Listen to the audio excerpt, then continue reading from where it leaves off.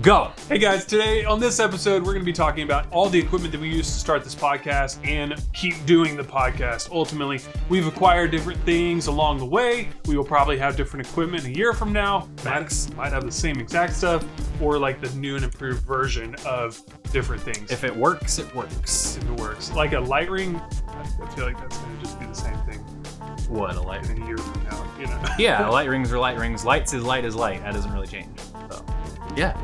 Dropping bombs and knowledge. I'm like over here. truth. I'm like Gandhi over here, but with light.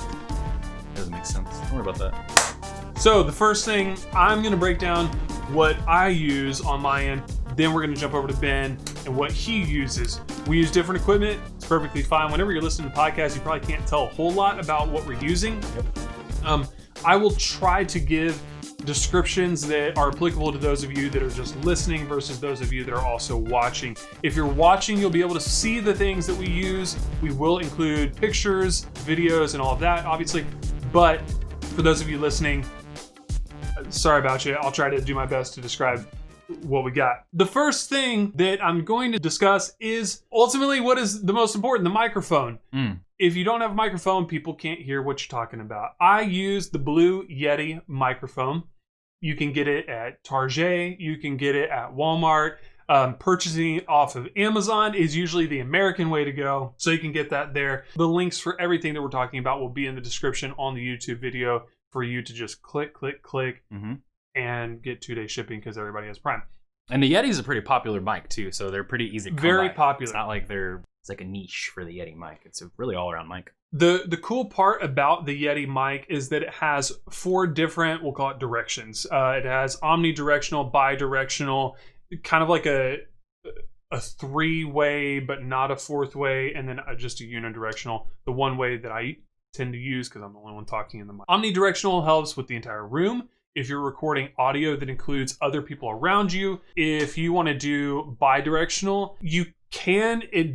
You got to have it for a very specific setting. So Just depends on what you want to use for it. Has a gain level adjuster on it so that you can turn the gain up directly from the microphone, as well as a volume knob for you to turn up and down. Yeah. There's a headphone jack in the microphone that I directly plug into. So my computer outputs audio into those headphones through the microphone, and I can adjust the volume from there. If I need to talk louder or softer, I'll have more of an exact thing. So it acts kind of like a what do you call it? Like an amp for your your monitor. Yeah, in your but like an amp for your in-ear monitor, right? Yes, yeah. It's powered. It's a big microphone. Don't be surprised when you get it and how big it is. It's right here. Yeah. So there's the Yeti mic. I have it on a shock mount. The shock mount imperative. If you are sitting at a desk, a shock mount is imperative. Here's why. I'm hitting the desk, and right now you probably can't hear a lot of the oomph from it. Now, obviously, there's a little bit of percussive noise that you can hear from my hand actually hitting the table, but there's a shock mount also on the mic we're recording from, and that allows the mic to have a free bounce to it that won't affect the actual noise that it's recording. In essence, you just hear my noise coming from my mouth. Right. That's the shock mount. That's, in my opinion, very important. Some people don't use them. Sound will travel up your shock arm into your microphone. Your boom arm. And you will hear when people are tapping. Typing, writing, tapping. It'll actually overtake the entirety of the sound. That's all you'll hear. Yeah. As opposed to with a shock mount, you can knock on the table. You hear the knock, but the mic isn't actually, it's not traveling through the arm to the mic. The boom stand is what will get the mic as close to your mouth as possible. I find this really important. It sounds kind of odd because the Yeti comes with its own stand that you can just set on a desk and talk into it. Sorry, I got but the problem is you can get the Yeti closer to your voice into your mouth so that you don't have to turn up the gain as much. Let me try this a different way. If you have no understanding of sound production, anything like that, let's say you're trying to pick up the voice that is coming through. If it's too quiet, you would turn up the gain so that the voice coming through is louder. Problem is, if you turn up the gain, you not only turn up the voice, you also turn up all the other noises that are around it. Sometimes if you really listen closely in our podcast, you can listen and hear the AC unit going on outside. Mm-hmm. You can hear dog collars in the background. You can hear kids yelling about bubble guppies or whatever. And the thing is, you would hear that a lot clearer if I had to turn up the gain. Now, when I have something on a boom stand that I can put this close to my mouth, I don't have to turn the gain up very much, right? Mm-hmm. But if it's sitting on a desk over here, I have to turn up the gain a little bit for it to pick me up. Yeah, but it's also going to pick up you and everything else between you and the microphone. And everybody. Everything. Next, we have the light ring. The light ring and the tripod that it's on are from UB Size. It's a weird name. UB Size. How do you spell it? Not IB Size, UB Size. Yeah. UB Size is U, the letter, BEE, size, like you get a small size of something. So there's only one thing normal in that name. Well, there's a bee, bumblebee. Yeah. Like you, and then you buzz like a bee, and you're a small size. So UB size. Those three things don't go together.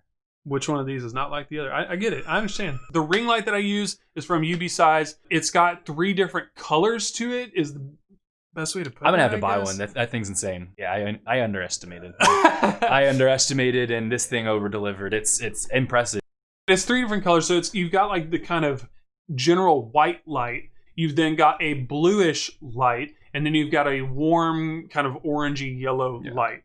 You can change between those 3 different color settings. Then you can increase the brightness or decrease the brightness from there.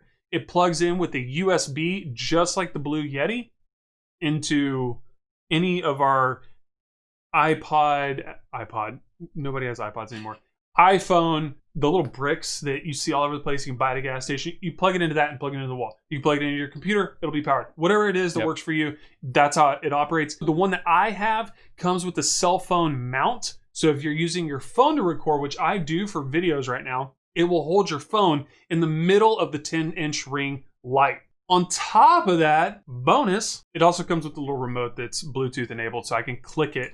Oh, yeah. There you go. Comes with a little Bluetooth remote that is Bluetooth enabled. You click it, it connects to iOS or the Android. If you click it, it starts. If you click it, it ends. The last 2 things are these adapters. So for one, we've got the USB, technically USB-A. Like when you think of USB, old school, you're usually thinking of USB-A. Yeah. There's an A, B, and C, in case you didn't know. USB-A to USB-C, which is essentially what all the new MacBook Pros and new iPads have. I think it's a lightning. Yeah, it's a lightning cable. They call it, lightning cable. Yeah, so USB-C lightning cable. I use this in particular because when I plug my Yeti into my computer does not have USB ports. It has a USB-C, the lightning port. So I had to get this adapter. It's only like $20. Oh, not a big deal. So if, that's the Apple workaround for that mic you have. It's the Apple workaround for pretty much. I guess anything. Yeah, it doesn't have USB. It doesn't have a USB drive. Yeah. Yeah. So that's that adapter. The other one is a little bit more unique. It takes. That wasn't a lightning adapter. That was USB-C. This is a lightning. That's USB-C. This is a lightning adapter. For those of you watching the video, you see like the thing that you typically plug into your iPhone, that is a lightning connection. Versus the C, which is a little bit, you can actually see the inverse. Width. Put the width. It looks like the inverse of a lightning cable.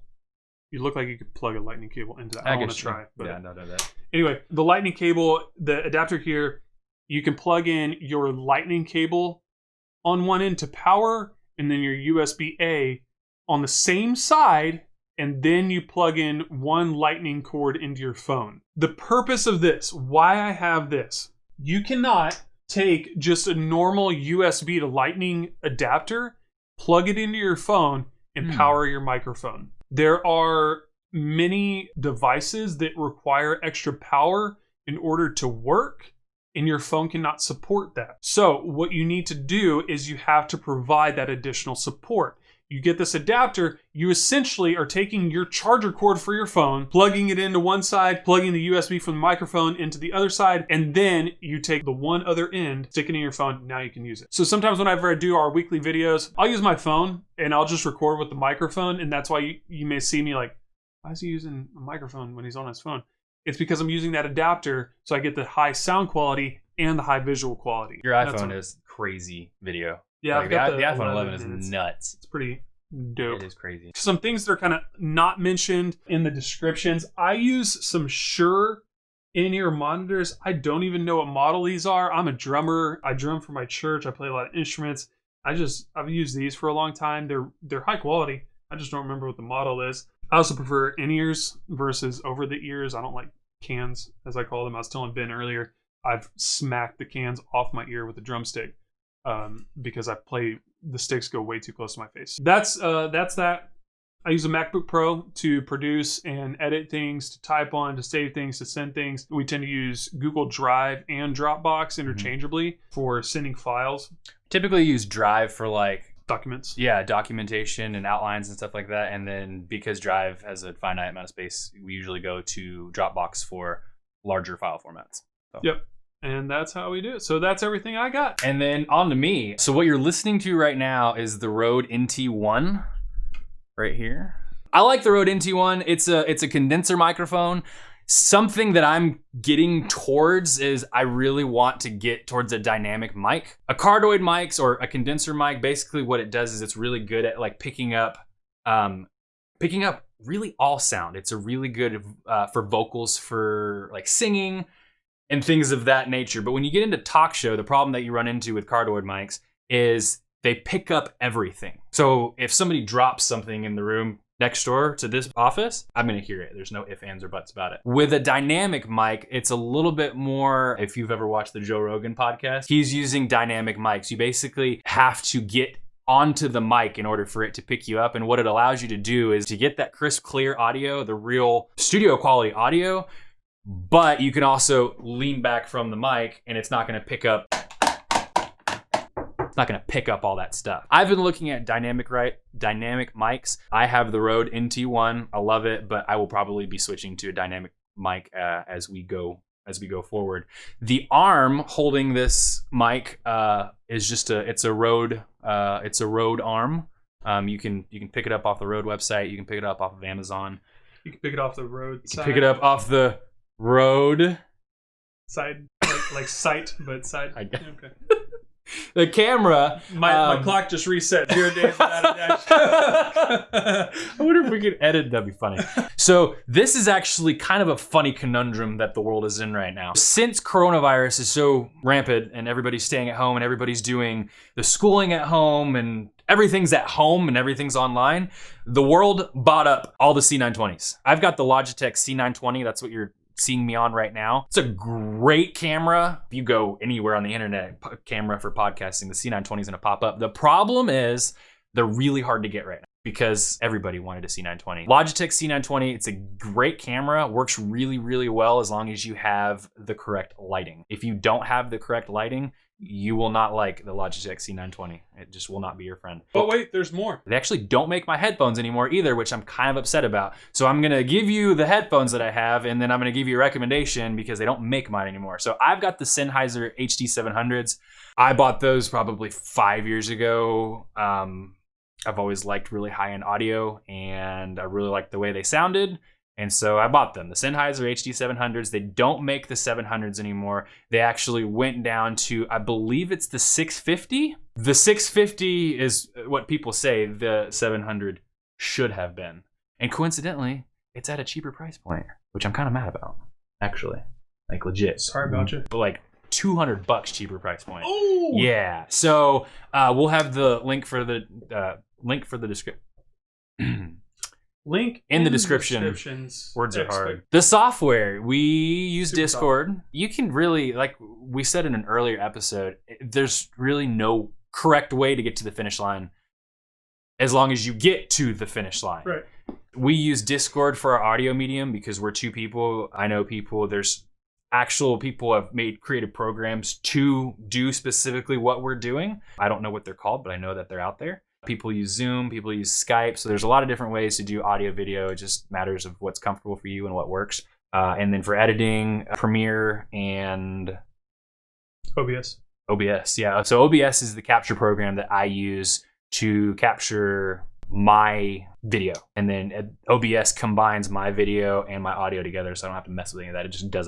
When Micah sends over his stuff, then I just drop Micah's stuff in, and then I send my video over him, and that's where it gets complicated. Go watch our episode about why not to start a podcast to hear more about that. Yeah, that's actually That's it. Yeah. That's all she wrote. Yeah, there's not a whole lot more. If you have any questions, feel free to reach out. We're by no means experts, but we know a little bit about a little bit. Feel free if you have any questions or comments or concerns, or if y'all have any, this is something that we don't ask for a lot, if y'all have any suggestions, holler. I try to ask a lot of input. Some of the equipment that we've used has been because we've asked somebody else, like, what would you use for blank? Sometimes it's a Google search. It's like, what are the top 10 cameras used for X, Y, and Z, that sort of thing. But this is just our experience, and it's what works. So if you've been watching the videos and you're like, oh, this actually looks pretty great quality, you might be surprised that, oh, I'm actually using an iPhone for my videos, and he's using the Logitech, can't get it anywhere. Webcam. So that's all the equipment we have. If you like our videos, feel free to subscribe on... We just did all that. We were going to plug social medias, but we've already got that done, so... We don't even have to, like, it's going to just cut to the outro. That's true. So we're going to cut out this whole thing and just be like, thanks for watching. You're beautiful. Nope, that also is in the outro. I like this whole bit. I think this should just all be in there. This is why you don't do a podcast. You lose your mind. I'm still recording. Oh my God, I'm so done.